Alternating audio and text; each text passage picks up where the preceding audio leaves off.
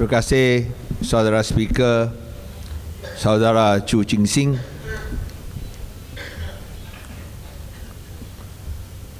Pemangku Pengerusi Kebangsaan DAP Saudara Tan Kok Wai, Ketua Parlimen, Ahli-ahli Parlimen DAP Saudara Lim Kit Siang, Penasihat DAP Saudara Dr. Chen Manhim, semua pemimpin-pemimpin DAP, tetamu khas kita pada pagi ini, Presiden PKR dan juga Ketua Pembangkang Parlimen Malaysia Datuk Seri Kak Wan,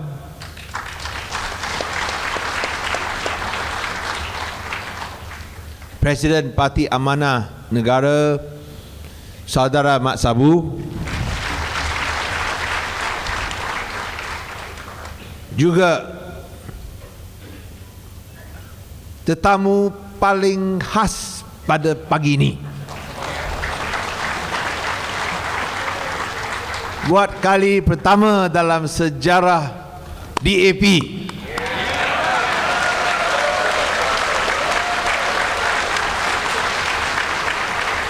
mantan Perdana Menteri Malaysia Tun Dr. Mahathir.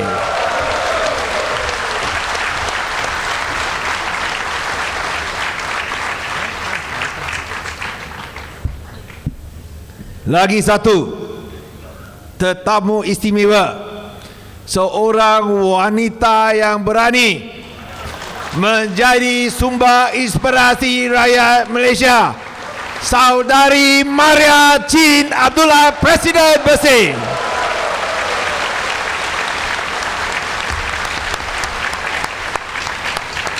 Seo Segong PKR yang baru Saudara Saifuddin Nasution, juga bekas Menteri Undang-Undang Saudara Datuk Seri Zaid Ibrahim, juga semua veteran parti DAP. Tanpa mereka tak ada DAP. Rakan-rakan kita daripada Pakatan Harapan dan juga daripada Parti Bersatu, dan juga saudara-saudari yang dihormati dan dikasihi sekalian, selamat pagi dan salam bersih kepada semua. Terlebih dahulu, saya ingin mengalu-alukan saudara-saudari sekalian dan memberikan tabik hormat kepada perwakilan Nasional DAP yang berhimpun di sini untuk National Conference Persidangan Kebangsaan DAP pada pagi ini, pada ketika yang begitu luar biasa untuk Malaysia dan dunia secara amniah. Kita meraihkan ulang tahun ke-50 DAP tahun ini selepas mengharangi satu perjalanan yang begitu luar biasa, yang begitu sukar, yang membawa kita daripada sekadar menjadi parti pembangkang, sekarang sedang menuju menjadi rakan kongsi dalam kerajaan. Daripada mencangkung di penjara menuju ke tampuk kuasa. Dan yang paling penting, parti DAP telah membuktikan kita boleh mentadbir lebih baik daripada hanya berfungsi sebagai sebuah parti pembangkang, sehingga kami dilihat sebagai sebuah parti yang boleh jadi model sebuah kerajaan yang baik. Selama 50 tahun kita telah berjuang menentang begitu banyak lawan. Ada lawan yang walaupun pernah memenjarakan kita, kini yang lawan itu sudah jadi kawan.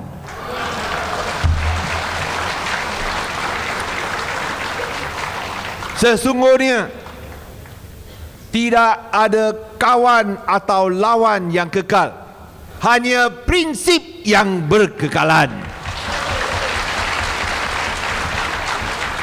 Dan prinsip yang menyatu padukan kita, di mana lawan boleh jadi kawan, adalah untuk menyelamatkan sebuah negara tanah air yang kita cintai, iaitu Malaysia,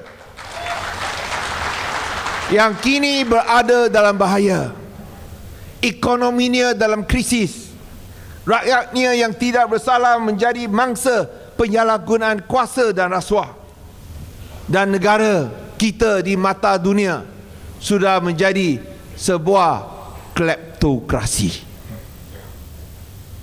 Atas sebab inilah kita mengalu-alukan kehadiran mantan Perdana Menteri Tun Dr. Mahathir Mohamad ke persidangan kebangsaan buat kali pertama dalam sejarah parti DAP. Prinsip itu yang berkekalan. Dan prinsip yang paling ketara ialah bahawa Tun Dr. Mahathir tidak pernah mempunyai 4.2 bilion ringgit dalam akaun bank pribadinya. Pada saat yang begitu unik dan genting dalam sejarah Malaysia ini, saya tahu saya bercakap bukan hanya untuk ahli-ahli DAP dan penyokongnya, tapi juga bagi pihak berjuta-juta rakyat Malaysia yang baru saja menyaksikan satu kempen pembohongan dan kebencian terhadap parti DAP. Semua angkara dan salah DAP. DAP dijadikan mangsa yang tidak berdosa dalam kempen kebencian ini, di mana untuk menutup kegagalan mereka, DAP dikembiri hitamkan. Kita tidak akan menjadi momok bagi mereka yang mahu meniup api kebencian kaum dan agama, yang dikatakan dosa kita hanyalah kerana kita ingin berputus asa dengan impian Malaysia, yang menjadi sebuah janji untuk masa depan yang lebih baik melalui sebuah lembaran baru untuk rakyat Malaysia. Itulah tawaran baru yang kita nak berikan kepada rakyat Malaysia.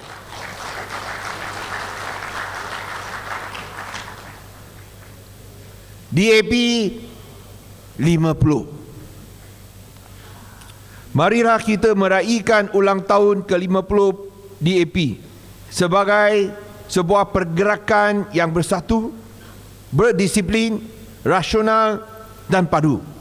Hasil daripada sumbangan, dedikasi dan pengorbanan pemimpin DAP, ahli-ahli dan penyokongnya, terutamanya sekali ahli-ahli veteran kita. Persidangan kebangsaan hari ini akan memberi pengiktirafan kepada ramai pemimpin nasional dan akar umbi yang telah membantu kita mengatasi cabaran dan terus menyelamatkan parti pada ketika kita berada dalam keadaan paling malam. Apabila kita paling malang, merekalah yang kukuh mempertahankan DAP. Kesetiaan mereka yang menyelamatkan DAP, kecintaan mereka ke atas DAP yang membolehkan DAP sekarang di dalam ambang kuasa. Ambang kuasa bukan untuk menindas rakyat, tapi untuk sama-sama menyelamatkan negara kita. DAP kuat kerana kita berjuang, bukan melalui penggunaan kuasa atau kekayaan, tetapi kita menggunakan kuasa idea, kuasa idealisme dan kuasa prinsip yang mulia. Lambang roket menjadi tanda kuatnya kepercayaan kita dan usaha politik untuk mengatasi segala kemuskilan, segala kesukaran. DAP berdedikasi ke arah cita-cita memperjuangkan keadilan, kebebasan, demokrasi, peluang saksama, integriti dan martabat manusia. Kita komited demi prinsip asas mempertahankan hak rakyat dengan memerangi undang-undang yang menindas, merangi rasuah, kronisme dan penyalahgunaan kuasa, serta mendakap idea-idea baru yang menyediakan penyelesaian untuk meningkatkan taraf hidup dan kemakmuran ekonomi 30 juta rakyat Malaysia. DAP adalah parti untuk rakyat Malaysia bagi semua keturunan etnik, termasuk Melayu dan orang asli, tanpa perbezaan geografi dan demografi, terutamanya bagi Sabah dan Sarawak. Inilah dia intipati Malaysia.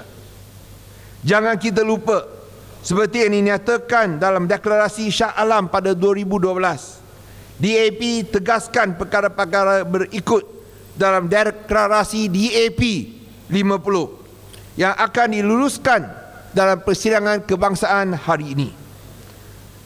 1. Mempertahankan sistem demokrasi berparlimen dan raja berperlembagaan dengan Seri Paduka Baginda Yang di-Pertuan Agong sebagai Ketua Negara. DAP komited untuk menjunjung Perlembagaan Persekutuan Malaysia sebagai undang-undang yang paling agung dan terunggul dan meluhurkannya dalam semangat Merdeka 1957 dan Perjanjian Malaysia 1963. 2. Memelihara kedudukan istimewa orang Melayu dan Bumiputera serta hak-hak kaum lain seperti yang termaktub dalam perkara 153 Perlembagaan Persekutuan. 3. Memastikan kedudukan Islam sebagai agama persekutuan serta kebebasan untuk mengamalkan agama-agama lain dengan aman dan damai seperti yang termaktub dalam perkara 3 dan 11 Perlembagaan Persekutuan. 4. Memartabatkan bahasa Melayu sebagai bahasa kebangsaan seperti yang termaktub dalam perkara 152 Perlembagaan Persekutuan serta menggalakkan penggunaan dan pengajian bahasa-bahasa ibunda lain untuk membentukkan masyarakat yang cemerlang dan berbilang bahasa. Adakah semua ini salah? Adakah semua ini contoh liberalisme melampau, ekstrim liberalism yang mengancam orang Melayu dan Islam? Di Pulau Pinang, Kerajaan Pakatan memberikan peruntukan untuk hal ehwal Islam adalah 2 kali ganda di bawah Kerajaan Pakatan berbanding dengan Kerajaan Barisan Nasional dulu, tapi kita masih dilabel sebagai anti-Islam. Sudah tiba masanya untuk kita menolak politik identiti yang membahagikan dan memecah belahkan kita melalui politik identiti perkauman yang membiarkan kebencian dan ketakutan. DAP menolak parti perkauman mengiktiraf kepentingan untuk bekerjasama dengan semua parti-parti, khususnya parti-parti Melayu dan tokoh Melayu yang terkemuka. Sedar dengan isu-isu yang melibatkan orang Melayu dan orang Islam, DAP tidak pernah meminta jawatan untuk menjadi Perdana Menteri. Dan kami tidak pernah meminta supaya seorang Cina menjadi Perdana Menteri, tetapi sentiasa menyokong seorang Melayu, terutamanya Dato' Seri Anwar Ibrahim menjadi Perdana Menteri Malaysia.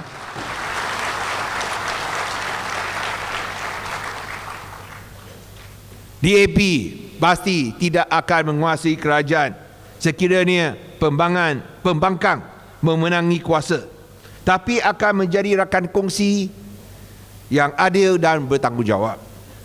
DAP akan mempertahankan dan menegakkan asas Perlembagaan Persekutuan yang dipersetujui pada tahun 1957 dan 1963. DAP tidak bersetuju dengan orang-orang yang mahu mengubah sifat atau identiti Perlembagaan Persekutuan dengan menggunakan undang-undang biasa. Kerana kalau kita nak mengubah Perlembagaan Persekutuan, perlu ada majoriti 2/3. Gunakan saluran majoriti 2/3 kalau nak menjejaskan makna dan asas Perlembagaan Persekutuan. Jangan cuba guna pintu belakang dengan menerusi undang-undang biasa yang hanya perlukan majoriti ahli-ahli parlimen yang hadir semasa buang undi. Itulah sebabnya DAP mengulangi bantahan kepada mana-mana undang-undang yang bercanggah dengan perlembagaan persekutuan. Kalau mana yang menjejaskan sifat, mesti menerusi pindaan perlembagaan persekutuan yang perlukan majoriti 2/3. Mempertahankan dan menegakkan perlembagaan persekutuan bukanlah ekstrim liberalism, bukanlah liberalisme yang melampau. Menentang penahanan tanpa bicara bukanlah liberalisme melampau. Menentang penahanan Maria Chin Abdullah, di mana SOSMA digunakan ke atas beliau, sungguh pun beliau bukan seorang penganas, tapi anggap beliau sebagai seorang penganas, itu bukan ekstrim liberalisme. That is not extreme liberalism. Apa yang sebenarnya merupakan ekstrim liberalism adalah mencuri wang rakyat berbilion-bilion ringgit. Oleh itu, marilah kita menerima identiti civic, bukanlah identiti etnik, di mana kita bersatu padu berdasarkan prinsip-prinsip kebebasan, keadilan, integriti, kedaulatan undang-undang dan demokrasi, di mana kita boleh bersatu untuk kemakmuran bersama, harapan yang lebih cerah untuk masa depan, dan martabat kemanusiaan untuk semua rakyat. Marilah kita memberi komitmen untuk membina semula Malaysia yang moden, progresif dan aman, makmur dan adil. DAP sentiasa berkomited untuk menjadi rakan kongsi yang bertanggungjawab dalam kerajaan campuran. Dalam semangat perkongsian, kerjasama dan persefahaman, serta menghadapi realiti politik, DAP hanya bertanding 51 daripada 222 kerusi parlimen. Tetapi kalau kita dengar ucapan Perdana Menteri Malaysia, seakan-akan 51 kerusi boleh menjadi majoriti di parlimen, saya rasa dia punya matematik ada masalah lah. Itu sebab standard matematik di kalangan pelajar sudah turun. Kalau seorang Perdana Menteri pun tak tahu kira, macam mana 51 ahli parlimen boleh jadi majoriti di kalangan 222 ahli parlimen. Inilah gelagat politik murahan yang cuba memomokkan rakyat untuk mengalihkan perhatian daripada pengurusan ekonomi yang gagal oleh Barisan Nasional. DAP bukan dan tidak pernah menjadi parti Cina, atau bukanlah parti berasaskan kaum sejak dari mulanya. Kita merupakan parti rakyat Malaysia yang dipimpin oleh rakyat Malaysia dan berkhidmat demi kepentingan semua rakyat tanpa mengira kaum, agama, wilayah atau jantina. DAP mempunyai wakil-wakil rakyat di kalangan orang Melayu, orang Cina, orang India dan juga orang Kadazan, dipilih sebagai ahli parlimen atau adun untuk DAP. Setiausaha agung pertama DAP adalah seorang India. Pengurusi DAP adalah saudara kapal Sing. Kita tak kira kaum. Bagaimana seorang Perdana Menteri boleh cakap fitnah sedemikian? Dan lagi teruk, tak pernah berlaku Perdana Menteri boleh bawa diri dia ke tahap Superman. Hu Kuan Yew bawa diri sama taraf dengan Superman dengan mengaitkan Hu Kuan Yew kepada DAP. Sungguh pun Hu Kuan Yew bukan lagi ahli DAP.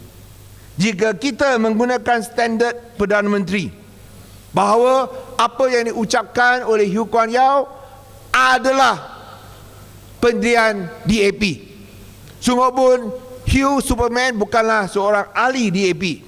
Bolehkah kita mengatakan bahawa Perdana Menteri juga mempunyai pandangan yang sama dengan bekas pegawai penerangannya Datuk Nasir Safar yang pada tahun 2010 memanggil wanita Cina sebagai pelacur dan orang India sebagai pengemis. Datuk Nasir Safar pada tahun 2010 telah menimbulkan isu perkauman, iaitu orang Cina dan India sekarang kekal sebagai pendatang di bumi Malaysia.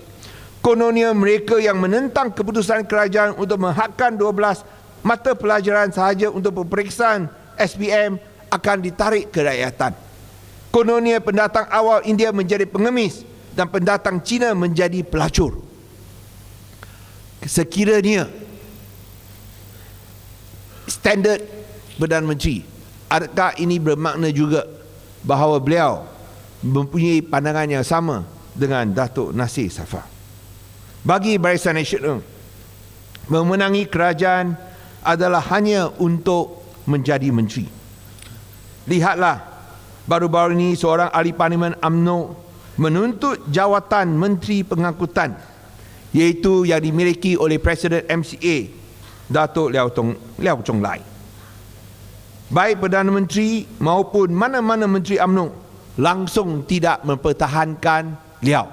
Sungguh pun beliau adalah rakan dalam Barisan Nasional. Jika beliau ada maruah, beliau sewajarnya meletakkan jawatan dan tidak merangkap kembali ke Putrajaya untuk mesyuarat kabinet pada Rabu minggu depan. Walaupun dihina secara terbuka begitu, saya percaya beliau akan tetap kembali kerana beliau akan peluk jawatan menterinya sampai mati. Adakah beliau akan meletakkan jawatan seperti yang dijanjikan apabila Perdana Menteri telah menyatakan bahawa UMNO dan PAS akan bekerjasama secara rasmi? 所以料啦，廖仲来完全没有尊严啊，丢脸啊！人家不要你，你还是抱着不放啊！你看啊，下个礼拜他一定爬回去Putrajaya出席那个会议啊！讲什么统考已经完了喽，什么地后一里啊，完了喽，讲什么增加拨款给华小，完了喽，还在什么料咯？但是他不会辞职，因为完全没有尊严，难怪华社不支持马华。因为看到这样没有尊严的，给一个普通武统国会议员轰，没有人捍卫他，替他出声，却是不配做我们国家领袖而部长，回料啦。Saya percaya Perdana Menteri akan menyusun pilihan raya umum akan datang sebagai pertempuran antara orang Melayu yang diwakili oleh UMNO dan orang Cina di bawah DAP. Inilah satu imej, ini adalah satu imej palsu dan gambaran yang amat berbahaya. Pertempuran pilihan raya sebenarnya pada PRU 14 adalah di antara, bukan di antara UMNO dan DAP, bukanlah di antara orang Melayu dan orang Cina, adalah di antara 1% kroni BN dan 99% rakyat Malaysia biasa. Apakah kebimbangan sebenarnya kita dari 99% rakyat Malaysia? Isu yang paling penting adalah ekonomi. Empat isu utama yang menjadi kebimbangan besar kepada jutaan rakyat Malaysia, terutamanya orang Melayu biasa, adalah GST, skandal 1MDB, kejatuhan mendadak nilai mata wang ringgit dan kos sara hidup yang meningkat seperti yang ditunjukkan oleh kenaikan harga petrol, minyak masak dan juga kadar tol. Apabila pendapatan kita tidak meningkat, GST akan mengurangkan wang kita yang sekarang tak cukup belanja.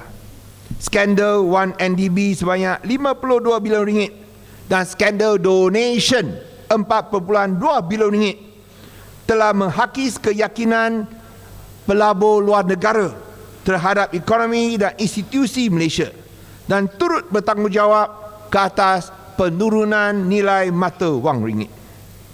Kita ingin menawarkan satu tawaran baru, satu lembaran baru yang mahu menghapuskan skandal rasuah seperti 1MDB, menghapuskan GST, menghapuskan tol Lebuh Raya Utara Selatan yang boleh meningkatkan taraf hidup rakyat. Malaysia memerlukan sebuah tawaran baru yang berwawasan kenaikan gaji yang mampan kepada pekerja-pekerja, kemahiran yang lebih baik dan produktiviti yang lebih baik untuk pekerja Malaysia dan juga industri. Kita perlu menubuhkan sebuah negara keusahawanan dan kebajikan yang membawa harapan kepada semua, an entrepreneurial and welfare state. Kita harus menjamin sistem pengangkutan awam yang baik, khidmat kesihatan yang baik, bukan seperti sekarang ubat-ubat daripada hospital pun kurang, pendidikan dan perumahan untuk semua rakyat Malaysia, dan di mana negara berkebajikan akan memenuhi keperluan penduduk di kawasan bandar dan luar bandar. Pekerjaan berpendapatan munasabah dan adil, pertumbuhan, inovasi dan kualiti hidup yang lebih baik boleh menyatu padukan kita sebagai rakyat Malaysia. Saudara-saudari sekalian, federalisme Malaysia memihak kepada kerajaan persekutuan yang menjejaskan hak-hak negeri. Rasa tidak puas hati di peringkat kerajaan negeri adalah amat serius dan wujud keperluan ke arah satu tawanan baru untuk Sabah dan Sarawak. Selain sesuatu bentuk federalisme baru untuk negeri-negeri di Semenanjung. DAP sedar fakta sejarah bahawa Persekutuan Malaysia dibentuk dengan gabungan 4 entiti, Malaya, Sabah, Sarawak dan Singapura, di mana Singapura telah meninggalkan persekutuan pada tahun 1965. Atas sebab ini, status Sabah dan Sarawak perlu dipulihkan semula sebagai salah satu daripada 3 entiti yang membentuk Malaysia. Kena ingat, tanpa Sabah, tanpa Sarawak, tak ada Malaysia. Pulihkan kepada satu daripada 3 entiti yang membentuk Malaysia dan bukanlah diturun pangkat sebagai hanya salah satu daripada 13 buah negeri di Malaysia.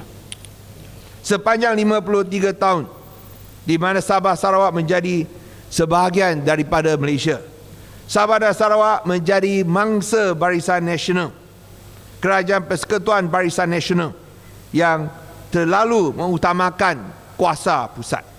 Rasa kecewa dan dianaktirikan melandakan rakyat Sabah dan Sarawak. DAP komited menawarkan satu tawaran baru untuk Sabah dan Sarawak yang mengiktiraf status rakan kongsi setara dalam persekutuan, selain daripada mengagihkan kuasa dan hasil cukai yang munasabah untuk rakyatnya. Di bawah kerangka federalisme baru, Sabah dan Sarawak akan menikmati pelbagai autonomi dalam pengurusan Polisan komuniti, kesihatan, pendidikan, pengangkutan, selain menerima bahagian yang besar daripada hasil cukai untuk membiayai bidang-bidang kecekapan yang berautonomi itu. Kerangka federalisme baru tersebut juga boleh dipakai untuk Johor, Kelantan dan Pulau Pinang dan juga Selangor. Sebagai parti yang terbina daripada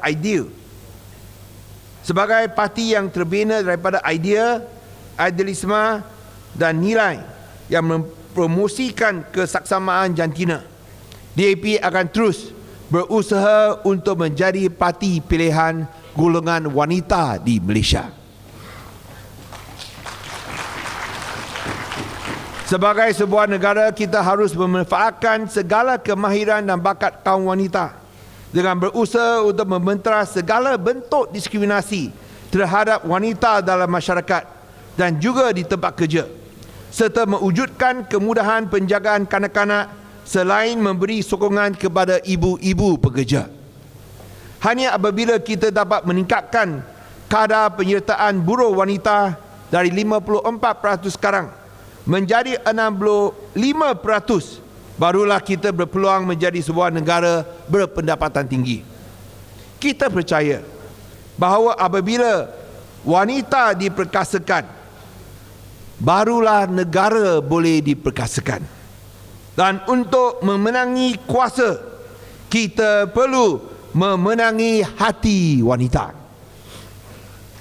Itulah sebabnya kita menetapkan kota 30% untuk pemilihan jawatan kuasa tertinggi pusat, 30% women quota. Dan untuk golongan belia, DAP akan terus menjadi parti pilihan mereka. DAP percaya bahawa langkah-langkah perlu diambil untuk meningkatkan pendapatan mereka dan menawarkan peluang-peluang yang lebih baik dalam pekerjaan, pendidikan dan kesihatan.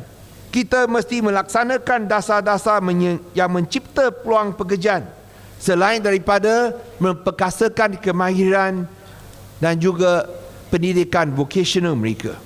Dan kita berjanji tidak akan membenarkan para kleptokrat untuk merompak masa depan mereka dengan skandal-skandal seperti 1MDB. Untuk membolehkan tawaran baru ini menjadi satu realiti, kita perlu membersihkan rejim kleptokrasi yang sedia ada dan membina semula demokrasi melalui reformasi perlembagaan persekutuan untuk memulihkan hak-hak rakyat. Kita marah dan kesal dengan tangkapan, pendakwaan dan penindasan di bawah SOSMA, Akta Hasutan, Akta Rahsia Rasmi yang digunakan terhadap pemimpin-pemimpin pembangkang dan juga pemimpin NGO seperti Bersih, termasuk Pengerusi Bersih Saudari Maria Chin Abdullah, dan baru-baru ini orang asli yang biasa pun tak terlepas. Kita juga membantah Akta Majlis Keselamatan Negara 2016 yang tidak menerima perkenan yang di-Pertuan Agong. Untuk membina semula Malaysia, kita memerlukan institusi yang bersih, termasuklah pilihan raya yang bersih dan adil, parlimen bertaraf dunia yang mewakili suara dan keresahan semua rakyat Malaysia, media yang bebas, badan kehakiman yang bebas, serta perkhidmatan awam yang neutral dan berkesan.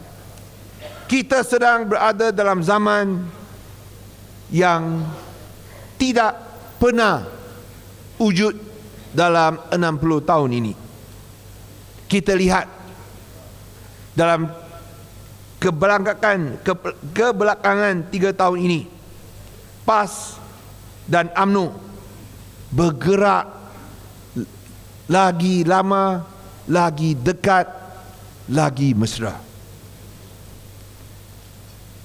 sehingga mencabul konsensus Pakatan Pembangkang dan mengakibatkan perpecahan PAS dan tumbangnya Pakatan Rakyat pada Jun 2015. Sampai kita boleh lihat tindak tanduk parti PAS hampir sama dengan Barisan Nasional. Orang asli sekarang ditahan bukanlah di negeri BN. Orang asli ditahan di negeri Kelantan.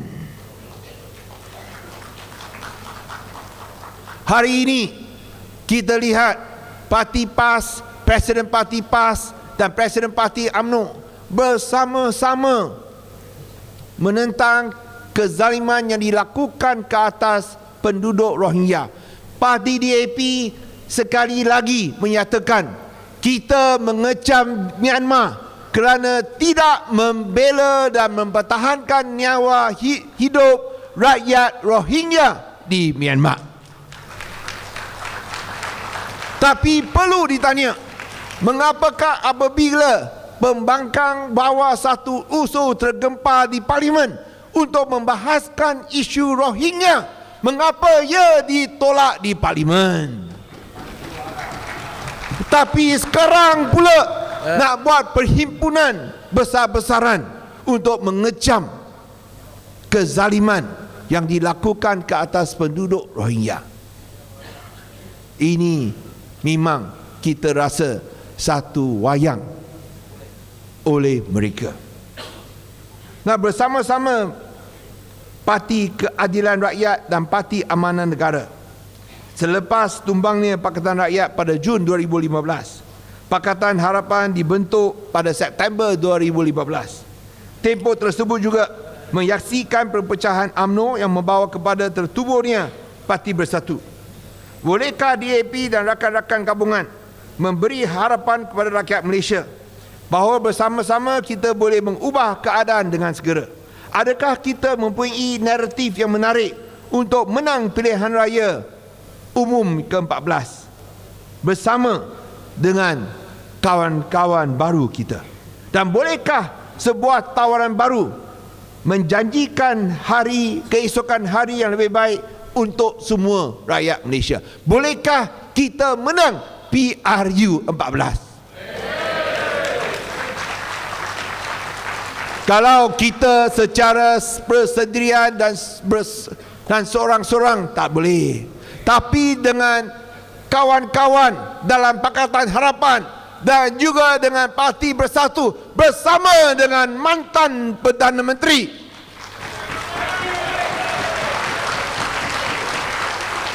yes, we can. Walaupun PAS sanggup berpeluk dengan UMNO dan tidak mempedulikan perbuatan Barisan Nasional menjadikan Malaysia sebagai sebuah kleptokrasi demi kepentingan politik sendiri, kita mesti mempunyai keberanian untuk menyatukan rakyat bagi menyelamatkan Malaysia. Dan ini termasuk bekerjasama dengan Tun Dr. Mahathir, bekas Timbalan Perdana Menteri Tan Sri Mahyudin Yassin, dan menggalakkan ahli-ahli biasa UMNO dan PAS untuk menjadi sebahagian daripada pergerakan gelombang perubahan ke arah Malaysia yang baik dan bersih. Jelas sekali pada PRU ke-14 adalah satu pertarungan yang sengit di antara rejim tua yang sudah tamat tarik luputnya dan sebuah tawaran baru, harapan baru untuk kita semua. Pengundi Malaysia berdepan pilihan yang begitu jelas, iaitu sama ada kalau anda seorang rakyat Malaysia, adakah anda nak memilih seorang autokrat atau diktator, atau mau pilih demokrat atau demokrasi, atau mau sebuah kerajaan kleptokrat atau kerajaan yang bersih. Itu satu pilihan yang jelas. Autokrasi atau demokrasi, kleptokrasi atau bersih. This is your choice. Pilihan raya akan datang tidak mudah, tetapi kita tidak gentar. Kita akan berjuang bersama-sama sebagai rakyat Malaysia yang sayang dan prihatin terhadap anak-anak kita. Sedia menghormati dan menjaga satu sama lain demi masa depan anak-anak kita, supaya impian Malaysia kita boleh menjadi satu kenyataan atau realiti. Marilah kita bersatu sebagai satu bangsa Malaysia, sebagai satu gerakan bersihkan Malaysia, selamatkan rakyat, supaya masa depan anak-anak kita terjamin. Dan pada persidangan kebangsaan hari ini, ingat, kita jangan ikut jejak langkah UMNO. Mereka boleh gunakan bahasa kesat, kasar dan lucah. Kita akan tunjuk bahawa macam mana mereka gunakan bahasa kesat, kita tetap akan bersopan santun. Mereka boleh gunakan bahasa biadat, kita akan berbudi pekerti. Kerana itulah budaya sebenar rakyat Malaysia, bahawa kita saling cinta mencintai, bukan benci membenci atau hasad dengki. Itulah budaya sebenarnya rakyat Malaysia. Teruskan perjuangan, teruskan perjuangan. Ingat, kita berani kerana benar, kita menang kerana kita bersih. Sekian, terima kasih kepada semua.